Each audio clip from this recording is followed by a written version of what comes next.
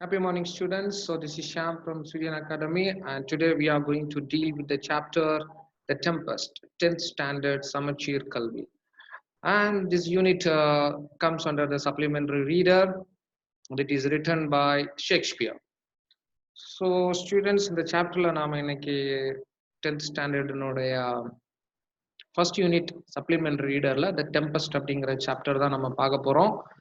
So இதுல பாத்தீங்கன்னா நம்ம எப்பவுமே சொல்றதுதான் நான் ஒரு சாப்டர் போறதுக்கு முன்னாடி நாம எப்பவுமே ஃபர்ஸ்ட் அந்த ஆதரனுடைய டீட்டெயில்ஸ் கொஞ்சம் தெரிஞ்சிருக்கணும்.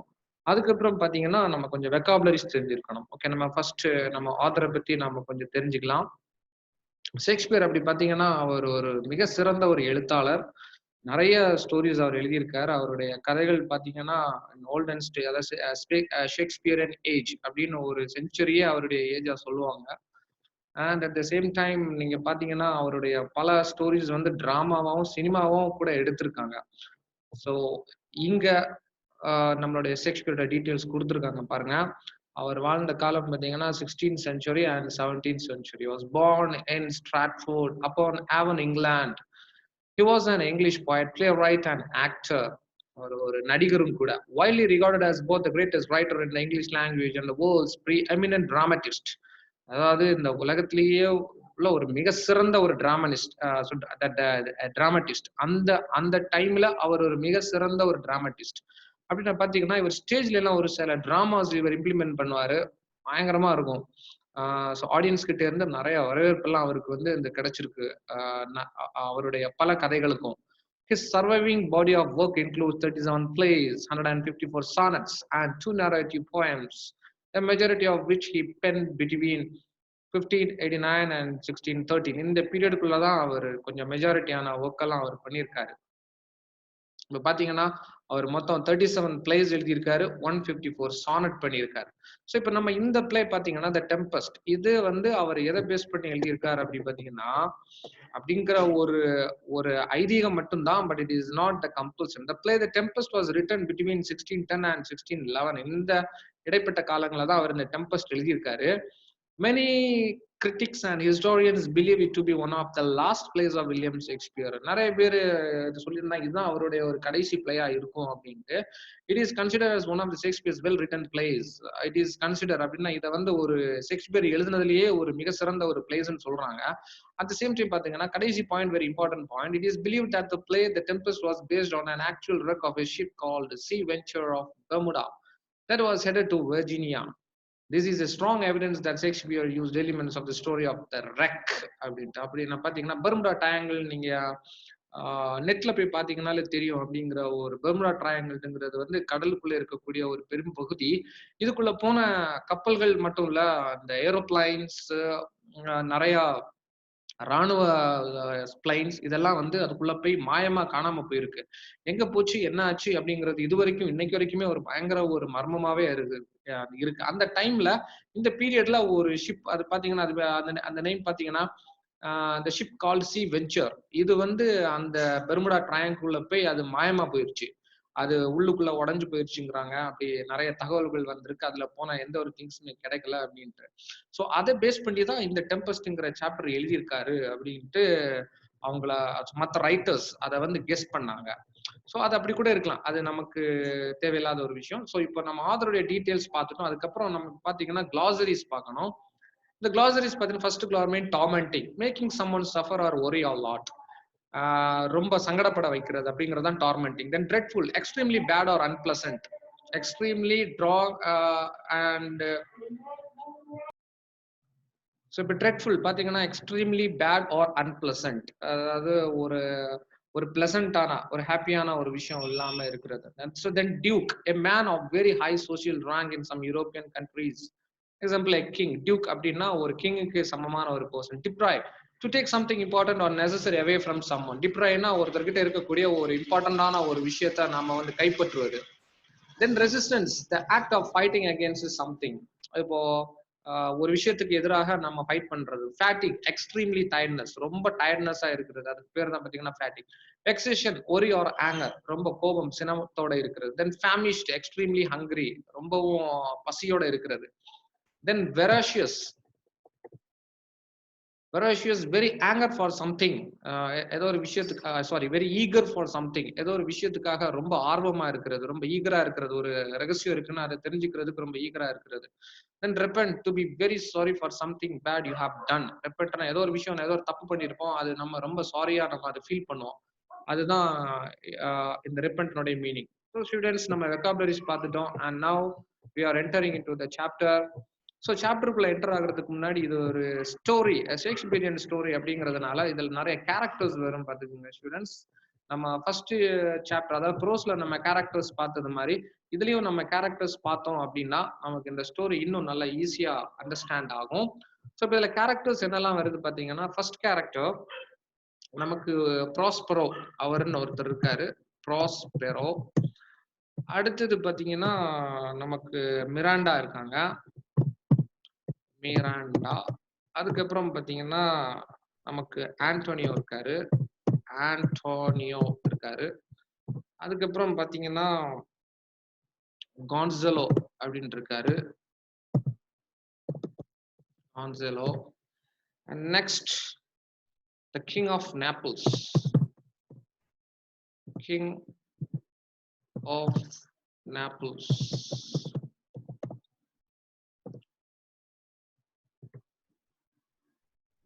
நெக்ஸ்ட் பாத்தீங்கன்னா நமக்கு ஃபெர்டினண்ட், ஃபெர்டினண்ட். நெக்ஸ்ட் பாத்தீங்கன்னா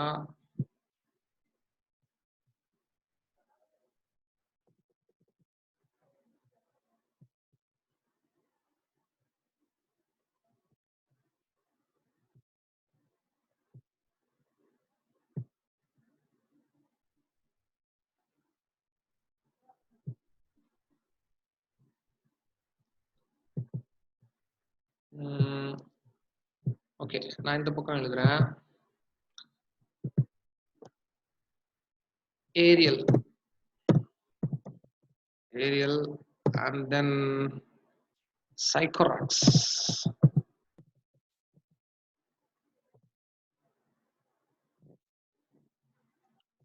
Caliban,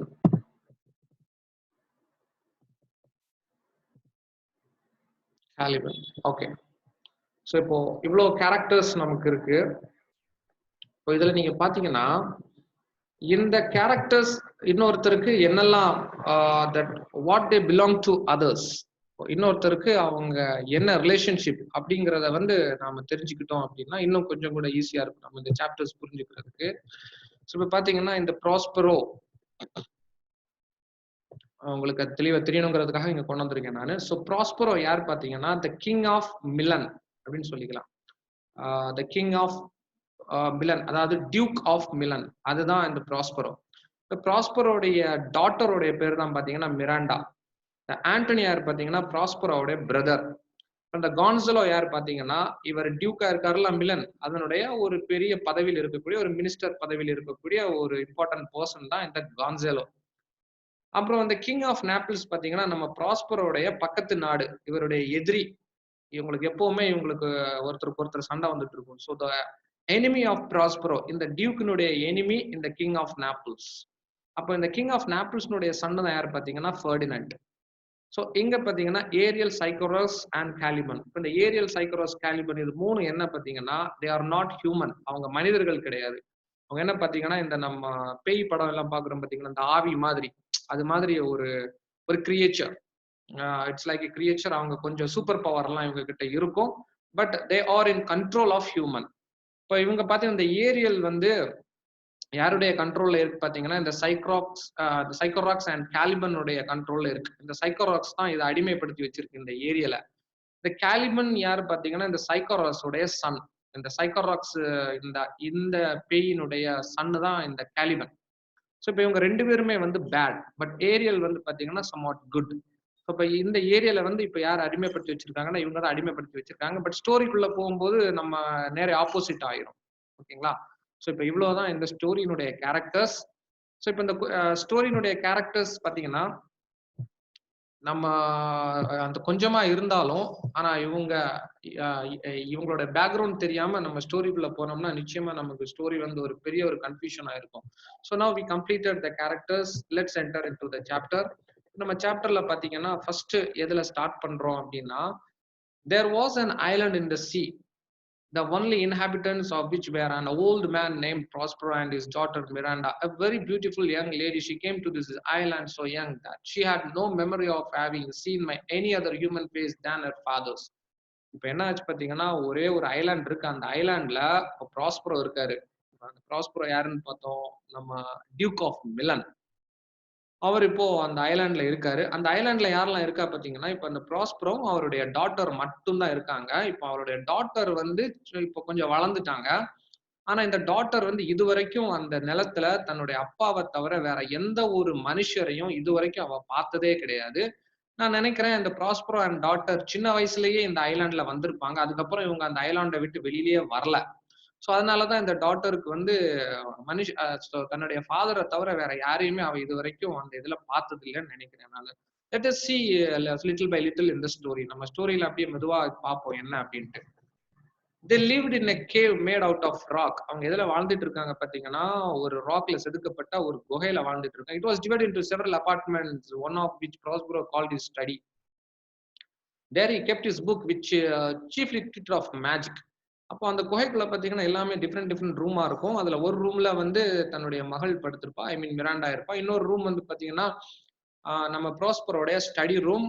அதுல என்ன பாத்தீங்கன்னா, அவருடைய புக் எல்லாம் வச்சிருக்காரு. அந்த புக் எல்லாம் எது சம்பந்தப்பட்டது பாத்தீங்கன்னா, எல்லாமே மேஜிக் சம்பந்தப்பட்டது. By virtue of his art, he had released many good spirits from a witch called Sycorax. இப்பதான் நம்ம அந்த Sycorax அதை பார்த்தோம் பாத்தீங்கன்னா, அப்ப Sycorax கிட்ட இருக்கக்கூடிய அந்த பேடான ஸ்பிரிட், நிறைய ஸ்பிரிட்டை வந்து இவர் ரிலீஸ் பண்ணி அந்த சைக்கோராஸ் கிட்ட இருந்து நிறைய ஆவிகளை வந்து அவர் ரிலீஸ் பண்ணியிருக்காரு. Who had them imprisoned in the bodies of large trees. These gentle spirits were ever after obedient to the will of Prospero.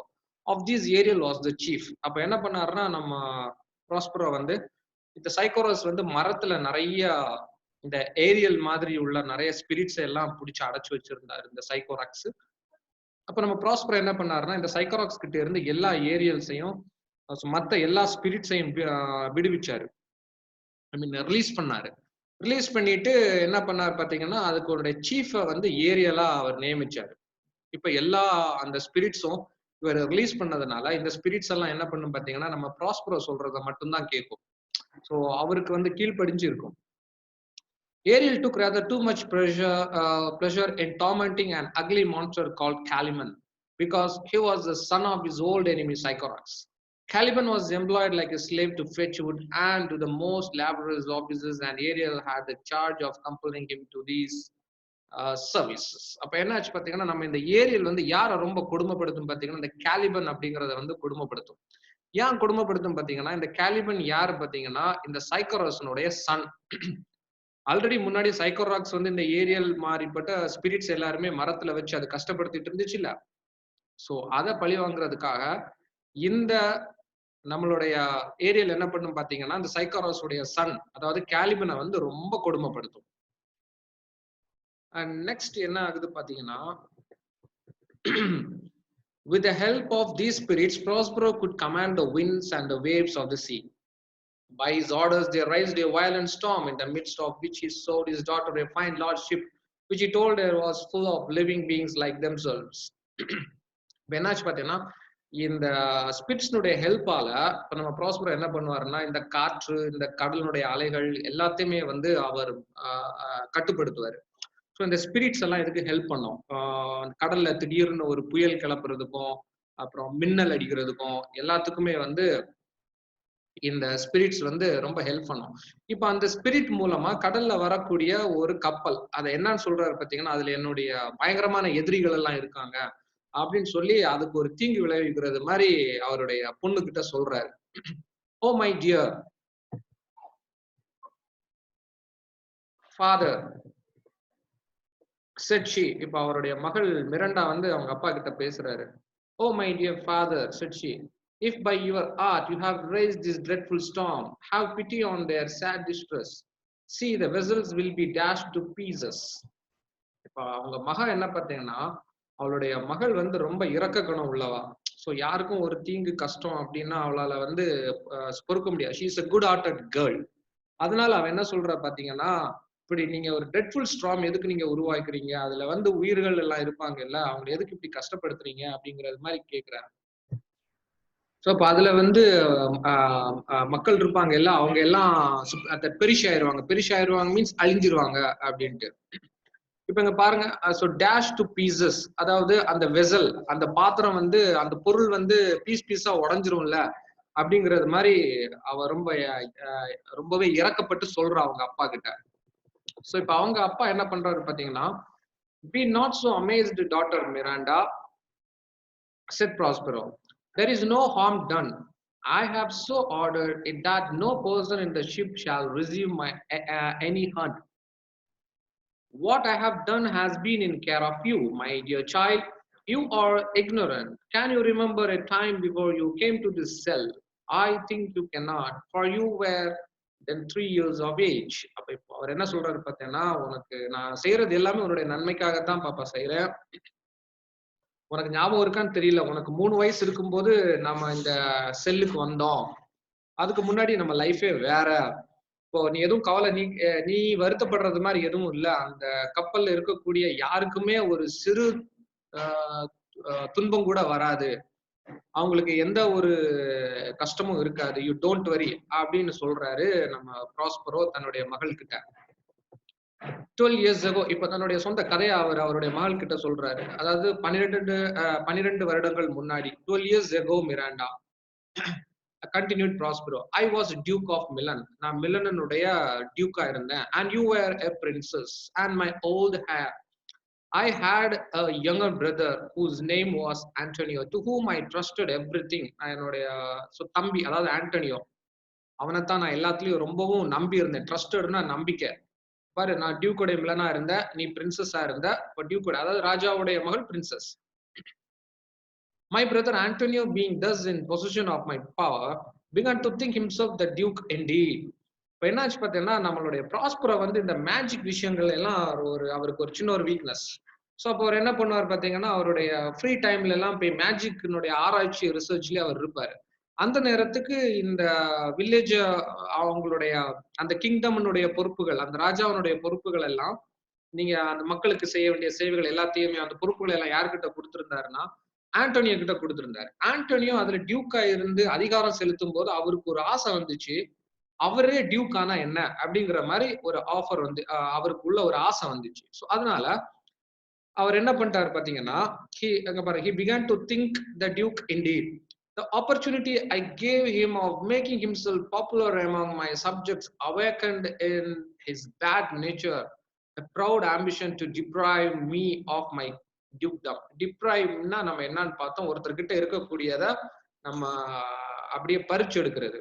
So இப்ப என்ன பாருன்னா, இவருடைய டியூக்டம் இவர்கிட்டே இருந்து அவன் அத பறிக்கிறதுக்கான எல்லா வேலைகளும் உள்ள செஞ்சுட்டான். மக்கள் கிட்ட இருந்து இப்ப அவன் தான் ரூல் பண்றது மாரி, அப்படிங்கிறது மாரி ஒரு விஷயத்த எல்லாம் காமிச்சு அவனே அந்த டியூக்டம் எடுத்துக்கிட்டான். அ அதுக்கு என்ன பண்ணணும்னா, முதல்ல இவங்கள வந்து, அதாவது நம்ம ப்ரோஸ்பரோவை வந்து நம்ம அந்த இடத்த விட்டு மறைக்கணும். அதுக்கு தான் என்ன பண்றான் அப்படிங்கிறத வந்து நம்ம பார்ப்போம் பாருங்க. "This is soon effected with the aid of the king of Naples, a powerful prince who was my enemy." அதுக்கு தான் என்ன பண்றாரு பார்த்தீங்கன்னா, இப்ப இவன் யாருடைய சப்போர்ட்டா எடுக்குறான் அப்படின்னா, என்னுடைய பக்கத்து எதிர் நாடு, த கிங் ஆஃப் நாப்பிள்ஸ், அதனுடைய ஆ உதவியோட என்ன வந்து அவன் வீழ்த்த பார்க்குறான். என்ன வீழ்த்திட்டான் அப்படின்ட்டு. "Wherefore," said Miranda, "did they not that or destroy us?" அந்த நேரத்துல அவங்க ஏன் என்ன வந்து, நம்மள வந்து அவங்க அழிச்சு, அதாவது மொத்தமா அழிக்கலையா அப்படிங்கிறது மாரி கேட்கிறா நம்ம Miranda. "My child," answered her father, "they dared not. So dear was the love that my people bore me. Antonio carried us on board a ship, and when we were some leagues out at sea, he forced us into a small boat, without either tackle, sail, or mast. There he left us, and he thought to perish." அப்போ என்னன்னா, இப்போ என்ன வந்து அவன் நேரடியா கொல்ல முடியாது. So கொன்னுட்டான் அப்படின்னா, நாட்டு மக்கள் வந்து நம்ம இது என் மேல, அதாவது உண்மையிலேயே டியூக் யாரு பாத்தீங்கன்னா, நம்ம ப்ராஸ்பரோ. அதாவது மிலனுடைய உண்மையான டியூக் வந்து ப்ராஸ்பரோ. சோ இப்ப ஆண்டனியோ வந்து கொலை செஞ்சுட்டாங்க அப்படின்னா மக்கள் கொந்தளிச்சிடுவாங்க. அப்புறம் ஆண்டனியோ வந்து ராஜாவை ஏத்துக்க மாட்டாங்க. சோ அதனால ஆண்டனி என்ன பண்றாரு பாத்தீங்கன்னா, ஒரு மறைமுகமான ஒரு செய்திய வந்து பரப்புறாரு. என்ன பரப்புறாருன்னா, ஆ வந்து டியூக் ப்ராஸ்பரோ வந்து மேஜிக்கல் ரிசர்ச்ல வந்து ரொம்ப ஆழ்ந்திருக்காரு. அவரு வேறொரு இடத்துக்கு போயிருக்காரு அவருடைய ரிசர்ச்க்காக. அவர் வர்றது வரைக்கும் இனிமே நான் தான் ராஜா அப்படின்னு சொல்லிட்டு, இப்போ நம்மளுடைய மிராண்டாவையும், நம்மளுடைய ப்ராஸ்பரோவையும் அ ஒரு ஷிப்ல இந்த ஏத்தி அப்படியே நாடு கடத்துறோம்னு நம்ம இத சொல்லுவோம். அப்படிங்கிறது மாரி எந்த ஒரு செயலும் இல்லாம, எதுவும் இல்லாம அப்படியே தனியா விட்டுட்டாங்க நடுக்கடல்ல. இப்ப அது என்ன ஆகும் பார்த்தீங்கன்னா, எங்கேயாவது போய் அது அழிஞ்சு போயிரும். அப்ப கடைசி வரைக்கும் ஆண்டோனியோ தான் ரூல் பண்ணிக்கலாம் அப்படிங்கிறது மாரி. இப்ப ஆண்டோனியோ நினைப்பா அவங்க எங்கேயாவது போய் அழிஞ்சிருவாங்க அப்படின்ட்டு. But a kind lord of my court, one Gonzalo, who loved me, had privately placed in the boat water, provisions, apparel, and some books which I prize above my dukedom. என்ன பார்த்தேன்னா, அவருடைய கோர்ட்ல, அவருடைய அரசவையில இருந்த ஒரு முக்கியமான நம்பிக்கைக்குரிய ஒரு பெர்சன் தான் கான்செலோ. இந்த கான்சல் என்ன பண்ணிட்டாருன்னா, யாருக்கும் தெரியாம பிரைவேட்டா அந்த கப்பலுக்குள்ள இவங்களுக்கு சாப்பிடுறதுக்கு தேவையான ஃபுட்டு, அப்புறம் வாட்டரு, அப்புறம் அப்பேரல் எல்லாம் என்னெல்லாம் தேவையோ எல்லாத்தையும் மறைமுகமா அவங்களுக்கு தேவையான விஷயங்கள் எல்லாத்தையும் வச்சு, அதுக்கப்புறம் இவர் தன்னுடைய அரசாட்சிய விட மிகவும் அதிகமா நேசிச்ச அந்த புக்ஸ், அதாவது அந்த மேஜிக்கல் புக்ஸ் எல்லாத்தையுமே எடுத்து வச்சு ஆ விட்டுட்டாங்க. சோ இப்போ அ இதுதான் அவருடைய கதை. அவருடைய மகள் கிட்ட அவர் சொன்ன கதை. இப்ப என்ன பார்த்தீங்கன்னா, அவருடைய மகன் கேட்கிறாங்க, "oh my father," said Miranda, "what a trouble must I have been to you then?" அப்போ நீங்க இவ்ளோ கஷ்டப்பட்டு அங்கே இருந்து ஒரு அரசனா இருந்த நீங்க, இந்த கடல் எல்லாம் தாண்டி இப்ப இந்த தீவுல வந்து நீங்க எனக்காக வாழ்ந்துட்டு இருக்கீங்க. சோ நான் உங்களுக்கு எவ்வளவு பெரிய ஒரு தொந்தரவா இருக்கேன் அப்படின்னு சொல்லி அந்த மக வந்து அப்பா கிட்ட கேட்கிறா. "No, my love," said Prospero. "You were a little angel that did preserve me. Your innocent smiles made me bear up against my misfortunes." அப்போ அது என்ன சொல்லுது பார்த்தீங்கன்னா, அவர் என்ன சொல்றாருன்னா, "அப்படி இல்ல பாப்பா, உன்னுடைய அந்த அழகான அந்த தோற்றம், உன்னுடைய அழகான அந்த புன்சிரிப்பு, இதெல்லாம் தான் என்னை இன்னுமே வாழ வச்சுக்கிட்டு இருக்கு" அப்படின்ட்டு.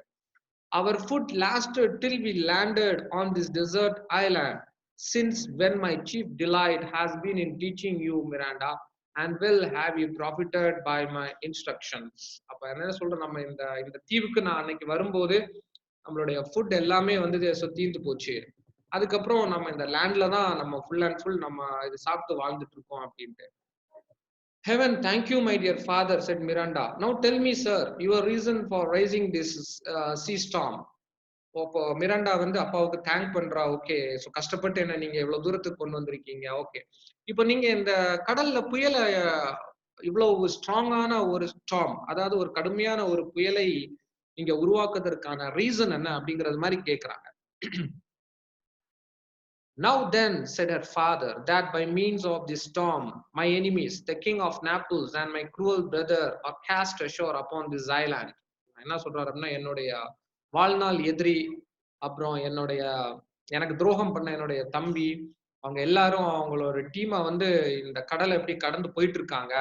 சோ அதத்தான், அந்த கப்பலத்தான் நான் வந்து தாக்குறேன் அப்படிங்கிறது மாரி சொல்றாரு. Having so said, Prospero gently touched his daughter with his magic wand and she fell fast asleep. இப்ப என்னாச்சு பாத்தீங்கன்னா, இது இப்படி சொல்லிக்கிட்டே ப்ராஸ்பரோ தன்னுடைய மேஜிக் ஸ்டிக்க வச்சு தன்னுடைய மிரண்டா மேல அப்படியே வைக்கிறாரு. மிரண்டா அப்படியே தூங்கி விழுந்துடுறாங்க. ஏன்னா மிரண்டா இருந்தாச்சுன்னா இவரை எந்த செயலும் செய்ய விட மாட்டா அப்படிங்கிறது மாதிரி அவருக்கு தெரியும். சோ அதனால ஒரு ஆழ்ந்த தூக்க நிலைக்கு அவர் அனுப்பிட்டாரு. For the spirit Ariel just then presented himself before his master to give an account of the tempest and how he had disposed of the ship's company. And though the spirits were always invisible to Miranda, Prospero did not choose she should hear him holding conversation with the empty air. So என்னாச்சு பார்த்தீங்கன்னா, இப்போ மிரண்டா தூங்கிட்டு இருக்கும்போது இவருடைய அந்த magical spirit இருக்கு, அந்த spirits இருக்கு பார்த்தீங்களா, அந்த ஸ்பிரிட்ஸை வச்சு தான் இந்த எல்லா வேலையும் செஞ்சுக்கிட்டு இருக்காரு. ஸோ என்னென்ன செய்யணும் அப்படிங்கிற பிளானை அவர் வந்து இந்த ஸ்பிரிட்ஸுக்கு வந்து இதை கொடுத்துடுறாரு.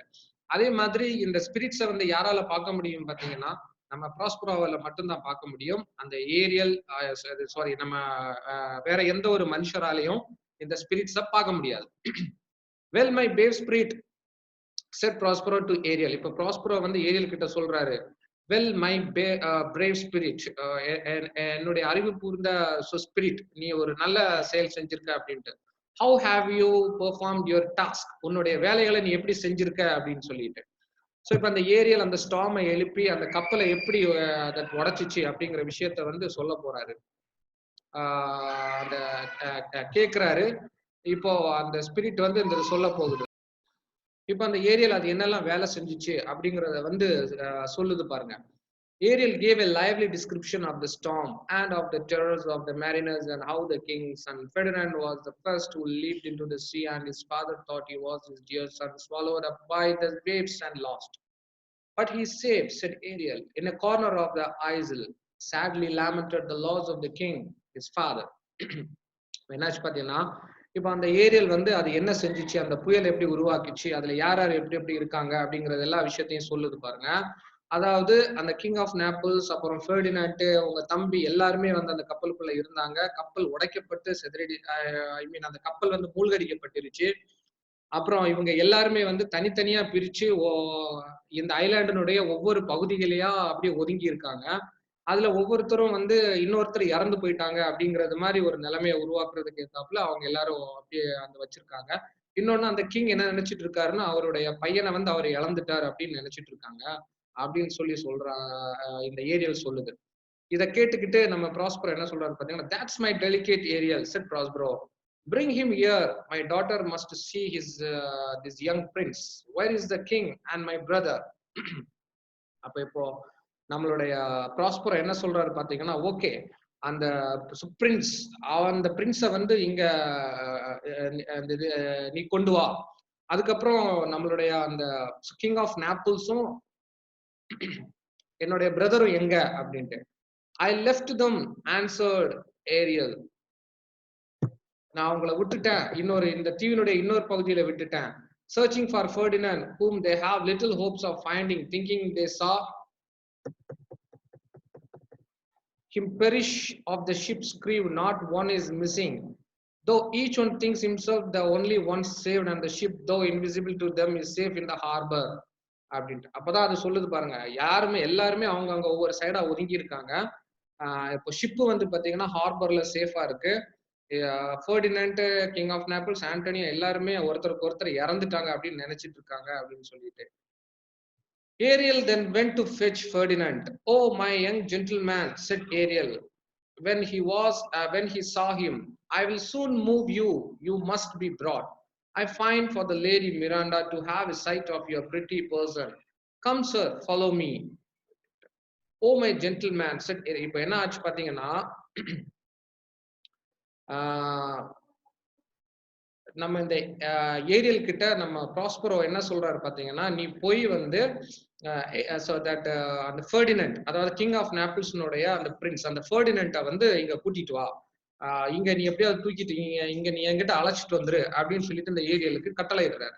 அப்ப இந்த ஏரியல் பாருங்க அந்த ஃபெர்டினண்ட கூட்டிட்டு வர போகுது. இப்ப அந்த ஃபெர்டினண்ட் இருக்கக்கூடிய இடத்துல போயிட்டு அது ஒரு வாய்ஸ் கொடுக்குறது பாருங்க. "Oh, my young gentleman," said Ariel, when he saw him, "I will soon move you.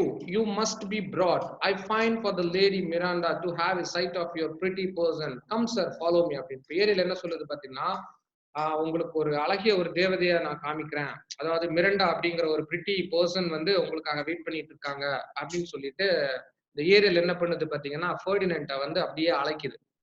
இப்ப இந்த ஏரியல் வந்து அந்த ஃபெர்டினண்ட அழைச்சிட்டு போகுது. He followed in amazement the sound of Ariel's voice till it led him to Prospero and Miranda. இப்ப அந்த ஃபெர்டினண்டால ஒரு voice மட்டும் தான் கேட்க முடியுதே தவிர யார் பேசுறாங்கன்னு அவனால பார்க்க முடியல. ஏன்னா இந்த ஏரியால வந்து யாராலையும் பார்க்க முடியாது. இப்ப அந்த மிரண்டாவும் ப்ராஸ்பரோவும் இருக்கக்கூடிய இடத்துக்கு அந்த ஃபெர்டினண்ட வந்து இந்த ஏரியல் கூட்டிக்கிட்டே வந்துருச்சு. Who were sitting under the shade of a tree. Now Miranda had never seen a man before except her own father. என்ன பாத்தீங்கன்னா, மிரண்டா வந்து தன்னுடைய அப்பாவை தவிர வேற எந்த ஒரு மனுஷரையும் அவ பார்த்ததே இல்ல. இப்பதான் ஃபர்ஸ்ட் ஒருத்தரை பார்க்க போறா. "Miranda," said Prospero, "tell me, what are you looking at yonder?" இப்போ ப்ராஸ்பரோ வந்து மிரண்டா கிட்ட இது கேக்குறாரு. "மிரண்டா, நீ என்ன அப்படி வியக்கத்தக்கதான ஒரு விஷயத்த பார்த்துட்டு இருக்க?" "Oh, father," said Miranda in a strange surprise, "surely that is a spirit, Lord. How it looks about, believe me."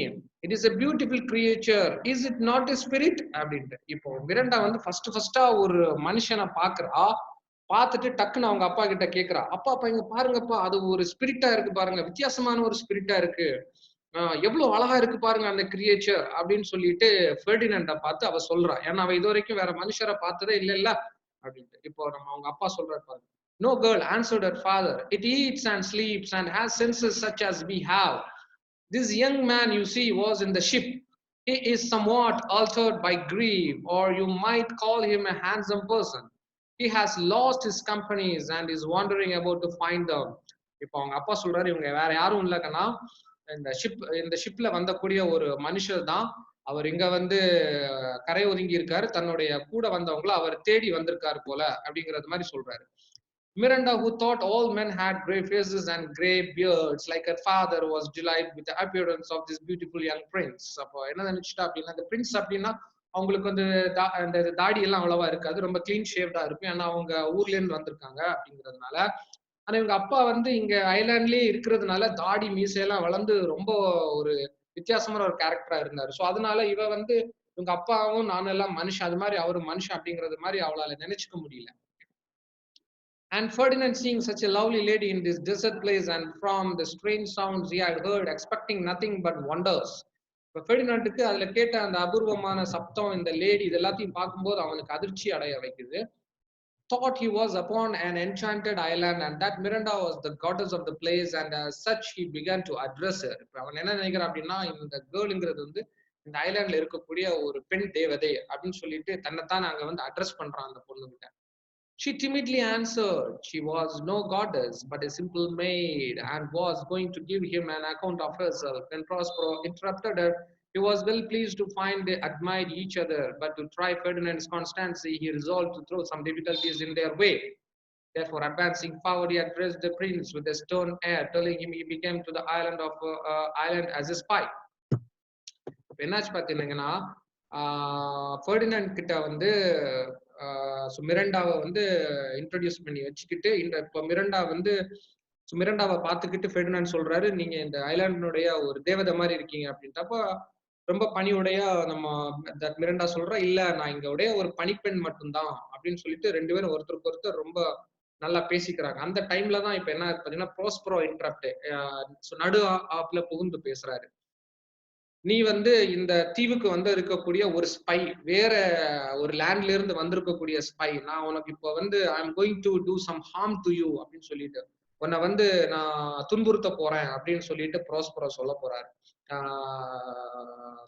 சொல்லிட்டு அவர் என்ன செய்யறாரு பாருங்க. Therefore, advancing forward, he addressed the prince with a stern air, telling him he came to the island as a spy to take it from him who was the lord of it. Follow me, said he. I will tie your neck and feet together. You shall drink sea water, shellfish, withered roots and husks of acorns shall be your food. No, said Ferdinand, I will resist this, and drew his sword. But Prospero, waving his magic wand, fixed him to the spot where he stood, so that he had no power to move. இப்போ என்னாச்சு பாத்தீங்கன்னா, Ferdinand கிட்ட நீ இன்னொரு லேண்ட்ல இருந்து வந்திருக்க, உன்னை நான் வந்து இப்போ என்ன செய்ய போறேன் அப்படின்னு சொல்லிட்டு அவரை தாக்க போகும்போது ஃபெர்டினண்ட் என்ன பண்றாரு பாத்தீங்கன்னா, இல்ல நீ அதெல்லாம் செய்ய முடியாது அப்படின்னு சொல்லிட்டு தன்னுடைய வாள் எடுக்கிறாரு ப்ரோஸ்பெரோ கிட்ட சண்டை போடுறதுக்கு. அவர் வாள் எடுக்கிறதுக்கு கையை உருவாக்குனதும் என்ன பண்ணாச்சு பாத்தீங்கன்னா, ப்ரோஸ்பெரோ தன்னுடைய மேஜிக் ஸ்டிக்கை வச்சு மேஜிக் பண்ணதும் இப்ப நம்ம ஃபெர்டினண்ட் வந்து ஒரு ஸ்டாச்சு மாதிரி அப்படியே நிக்கிறாரு. he cannot move, அவரால் இப்ப மூவ் பண்ண முடியாது. இப்ப பாருங்க மிராண்டா என்ன சொல்றாங்க. Miranda hung upon her father, saying, why are you so ungentle? Have pity, sir, I will be his surety. This is the second man I ever saw, and to me he seems a true one அப்படின்ட்டு. மிரண்டா வந்து பாத்தீங்கன்னா இடையில புகுந்துகிட்டு, அப்பா நீங்க ஏன் இவ்வளவு அன்பிட்டியா இருக்கீங்க, அன்ஜென்டலா இருக்கீங்க, நான் இந்த ஆளைத்தான் செகண்ட் பர்சனா இந்த லேண்ட்ல நான் பாக்குறேன், நான் அவருக்கு வந்து அஷூரிட்டி தரேன், அவரு வந்து அவரை பாத்துக்கிறது வந்து என்னுடைய பொறுப்பு, தப்பு பண்ணாம, அவர் ஸ்பை எல்லாம் கிடையாது அப்படின்னு சொல்லிட்டு ஆர்கியூ பண்ணி தன்னுடைய அப்பா கிட்ட அவ வந்து மண்டாடுறா. Silence, said father. One word more will make my child you, so that make me chide you, girl. What an advocate for an impostor. You think there are no more such fine men? நீ நீ என்ன நினைக்கிற? நீ ரொம்ப இதா பண்ற அப்படின்னு என்ன கோபத்துக்கு அந்த ஆக்காத. இப்படி ஒரு ஸ்டாச்சுக்காக நீ பேசுறது அப்படின்னு சொல்லிட்டு. திரும்ப என்ன பண்றாரு பார்த்தீங்கன்னா, நீ என்ன நினைக்கிற இந்த உலகத்துல வேற நல்ல ஃபைன் மென் கிடையாதா? அப்படின்னு சொல்லிட்டு. Having seen only him and Caliban, this he said to prove his daughter's constancy, and she replied, "My affections are most humble. I have no wish to see a goodlier man." அப்போ அவ அவ வந்து தன்னுடைய அப்பா கிட்ட argue பண்ணா. எனக்கு இன்னும் ஒரு நல்ல ஒரு மனிதர பார்க்கணும்னு எனக்கு அவசியம் கிடையாது. இங்க வந்து எனக்கு அதாவது இந்த இந்த இந்த பெர்சன் மாரி எனக்கு இவர விட இன்னொரு நல்ல பெர்சன் எனக்கு பார்க்கணும்னு எனக்கு தட் ஐடியாஸும் எனக்கு தட் விருப்பமும் இல்ல அப்படின்னு சொல்லிட்டு தன்னுடைய அப்பா கிட்ட அவ ஆர்கியூ பண்றா. "Come on, young man," said Prospero to the prince. "You have no power to disobey me." இப்ப என்ன பண்றாருன்னா, ப்ராஸ்பரோ வந்து அந்த ஃபெர்டினண்ட் கிட்ட சொல்றாரு. That "come on my man" அப்படின்னா, ஓகே இங்க பாரு ஃபெர்டினண்ட், உனக்கு எந்த பவரும் கிடையாது எனக்கு எகென்ஸ்டா பேசுறதுக்கு. இங்க நான் தான் பவர்ஃபுல் அப்படின்னு சொல்றாரு. திரும்ப அந்த ஃபெர்டினண்ட்ட சுய உருவத்துக்கு வந்து கொண்டு வந்துடுறாரு. சோ இப்ப ஃபெர்டினண்டுக்கு புரியுது நம்ம எதுவுமே பண்ண முடியாது ப்ராஸ்பரோவுக்கு அப்படின்னு சொல்லிட்டு. சோ இப்ப நெக்ஸ்ட் என்ன ஆச்சு? இப்போ அந்த ஃபெர்டினண்டுக்காக மிராண்டா வந்து தன்னுடைய அப்பா கிட்ட ஆர்கியூ பண்ணி விடுவிச்சுட்டா. சோ இனிமே என்ன ஆக போகுது கதை அப்படிங்கறத வந்து we will see in the next part, dear students. So this is the first part and we shall see the remaining in the second part of this chapter. So this is Shyam from Suryan Academy, dear students. So those who have not subscribed the channel, please subscribe the channel and be touch with the channel for the latest updates and so on. Thank you and have a good day.